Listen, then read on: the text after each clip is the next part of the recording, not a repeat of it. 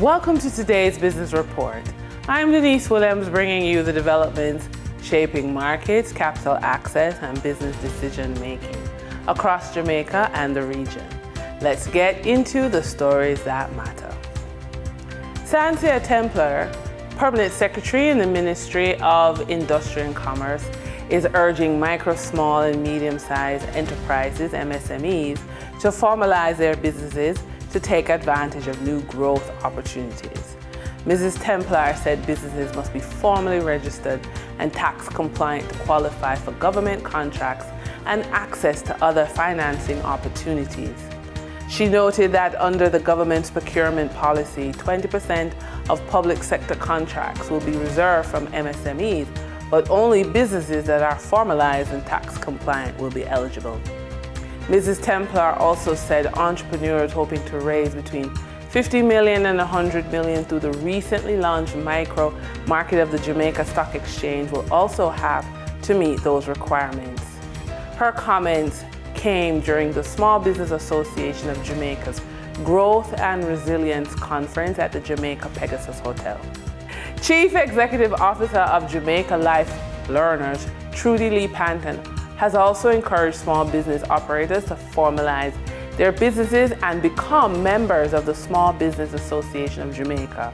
Ms. Panton said joining the association provides valuable opportunities to network with other entrepreneurs and gain a better understanding of the business environment. Speaking to RJR News Friday, she said she gained valuable insights from the SBAJ's Growth and Resilience Conference held on Thursday. The Small Business Association of Jamaica is preparing to launch a Buy Local campaign aimed at encouraging Jamaicans to purchase more locally grown agricultural products.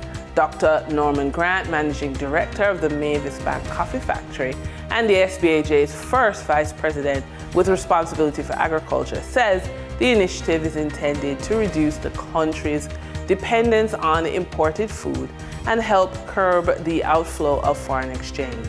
Speaking to RJR News at the SBAJ's Growth and Resilience Conference on Thursday, Dr. Grant said the campaign will encourage consumers to support local farmers and agribusiness as part of the broader effort to narrow Jamaica's trade deficit.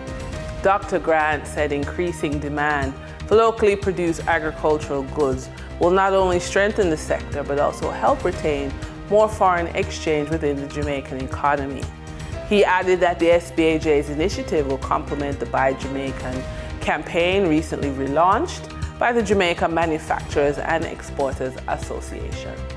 For the trading period of July 17, 2026, the most actively traded securities were Trans-Jamaica Highway Limited with 5,819,257 units, representing 32.35% of market sales. Deramont Trading Company Limited with 1,906,790 units, representing 9.21% of market sales. Wigton Energy Limited with 1,853,157 units, representing 8.95% of market sales. Investor activity remained concentrated in transportation, finance, and distribution plays, signaling continued interest in dividend-producing and strategic assets. Turning to the foreign exchange market, based on Bank of Jamaica data for July 17, 2026, Forex traders recorded significant activity with strong demand across major currencies. For the US dollar, trading margins reflected steady liquidity, with the US selling at $159.51 and buying at $157.62. For the Canadian dollar, moderate gains supported by 73-cent transaction spreads. The Canadian dollar sold for $113.78 and was bought for $113.05. For the British pound, continued volatility offered short-term trading opportunities of $1.39 in profits for the banks. The British pound sold for $213.85 and was bought for $212.46. These movements underscore the importance of cash flow timing and currency awareness for businesses managing import costs, debt servicing, or overseas exposure.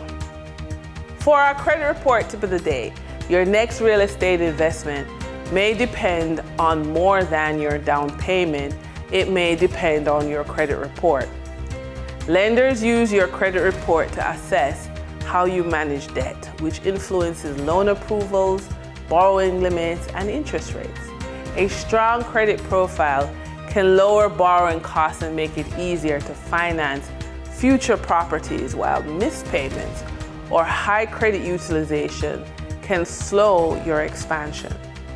Before purchasing your next property, review your credit report, dispute any errors, pay your bills on time, and reduce outstanding debt where possible. Building a real estate portfolio starts with building financial credibility. And that's today's business report. I'm Denise Williams, bringing clarity to capital, markets, and strategy. Until next time, stay informed, stay intentional, and keep building forward. See you soon.